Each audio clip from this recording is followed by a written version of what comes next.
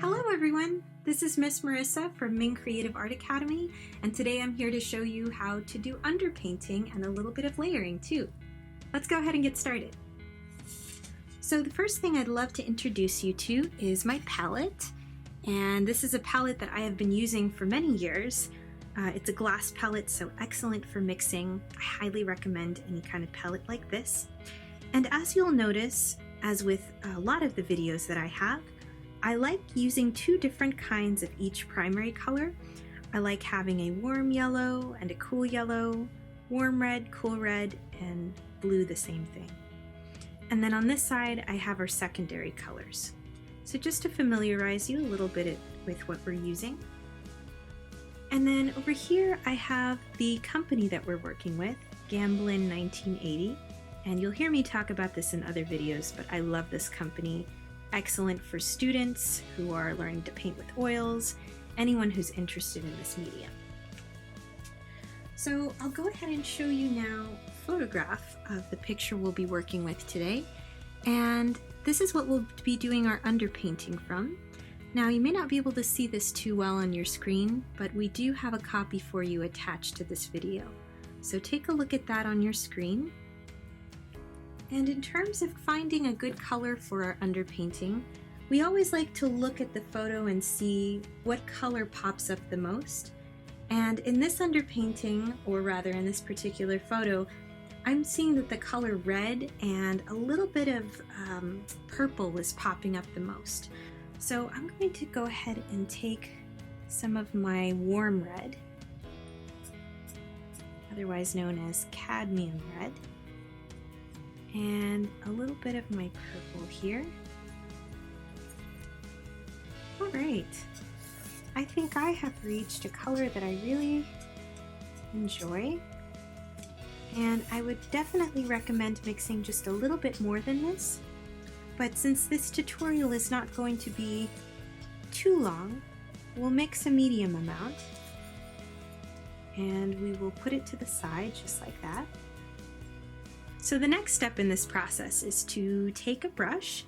I'd recommend maybe a medium size to large brush, just something that can help coat your canvas and not something super small that's meant for more of a detailed type of approach. So I'm going to take this brush, and one thing I'll be using today that is super important is something called Gamsol. And you are welcome to use any other kind of mineral spirit, but this one is excellent for mixing colors and for diluting the paint, and that's what we'll be using it for today, is to dilute this really big glob of paint we have here. This paint is a little bit too thick to do an underpainting, so I like to pour some of that into my very dirty paint cup here, but any paint cup that you have will do. And I'm going to grab some from my brush and really soak the liquid onto my brush, and I'm going to throw that onto my surface and start gathering paint to mix into this little pool of liquid I have here. So as you'll notice, the paint will get a little bit lighter because we're adding oil to it. Going to grab a little more, just like that. Mix it in. And now we're ready to start our underpainting. So now with my palette and my reference photo in hand, I'm ready to start my underpainting, and I'm going to dip my brush back in our little liquid one more time and mix it into my underpainting mixture. And I'm going to take my large brush here, medium size to large brush, and I'm going to go ahead and just start applying paint to the surface here. Now, my goal right now is not to draw out the shapes of the apples or the bowl or even the background. We are going to coat the entire canvas first with this color. And we want to do that with as light of a coat as we can. And so that means using more liquid than paint. And so the coat that I applied just now looks a little bit too dark.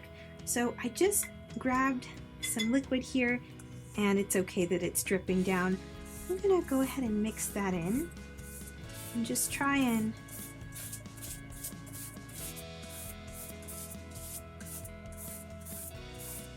I'm going to try and get as much liquid and paint on here as I can. Spread it all out. Don't need to have a pattern or any sort of consistency.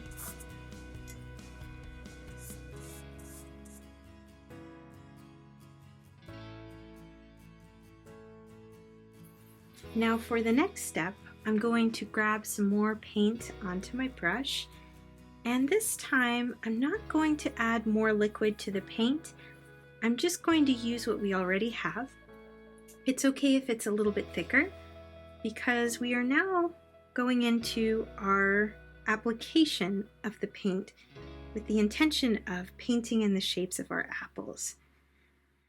So let's go ahead and let's start applying the paint like that.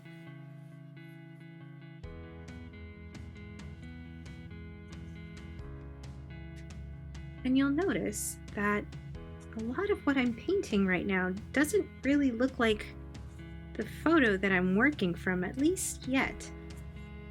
It looks a little bit like a bunch of puzzle pieces of this maroon color and a bunch of little shapes, but nothing quite readable yet as an apple. And that's totally okay. That is what the underpainting process looks like in the beginning. So I think we found almost all of our dark values here. The next thing I'm going to do is find our midtones. And our midtones are somewhere between our highlights and our shadows. So it's not quite this dark, but it's not quite our really, really light highlights either. Let's go ahead and paint that in. So midtones could be any of our values that are going to start looking pretty light. So I'm going to dip I have the photo right here next to me. I'm going to dip our brush into the solvent, and this time I'm not going to use any color at all. I'm just going to be using our solvent. So that'll be a lot of fun. You just get to get right in there and erase. And you're erasing to find the highlights, just like that. Going to see where I have my other highlights. I think one is right there.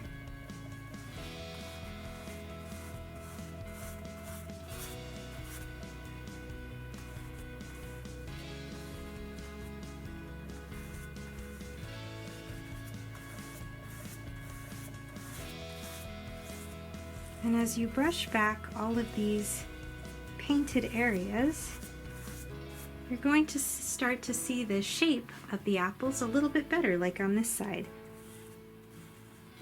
Starting to see its form. And again, you might need to keep cleaning off that brush.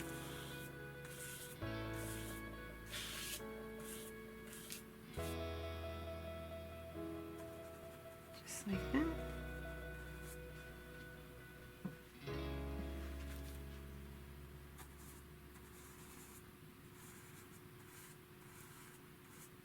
Kind of like sculpting all of these areas out that we want to see. All right, so now this is a point where things start to get a little bit murkier because you're going in and out of different values. And you may find it helpful to just start doing, again, like I mentioned, some midtones while you're doing the highlights. And then after you do highlights, you may want to do more shadows.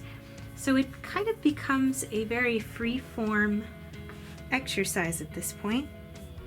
And all with the main goal of trying to establish all of the highlights, shadows, and midtones that we see here. whether we do it all at once or one after the other.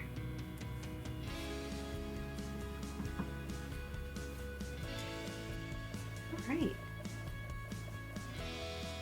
So, I have now finished our underpainting. As you can tell, it is very rough still, and for the most part, which is good, what we can see are the highlights, the shadows, the very dark shadows, and the midtones, and that's everything that we want. So if you've reached this point in your painting, awesome. You are now ready for the next step, and that would be to paint on top of this particular painting you have. And again, we want to start with the darkest colors first and layer up from there. At least that's what usually works for me, and I'll show you that in our next video. For now, I recommend that you let this dry completely because our underpainting doesn't really want to be mixed with the new colors we have, especially if we have some lighter colors that we're putting on here. We want to make sure that everything's really dry and ready to be painted on. So I'd recommend leaving this out in the sun if you're from Southern California, or if it's nice and sunny outside. If not, I would put it in front of a fan and just let it dry for a couple hours, and then you can come back to it. Thank you so much for joining me today. I hope you had a wonderful time doing our underpainting, and thank you for letting me show you all of these steps. I hope your underpainting is coming out the way you want, and I hope that you are ready for your next steps, and when you are, we'll be here. Thank you so much. Have a good one. Bye!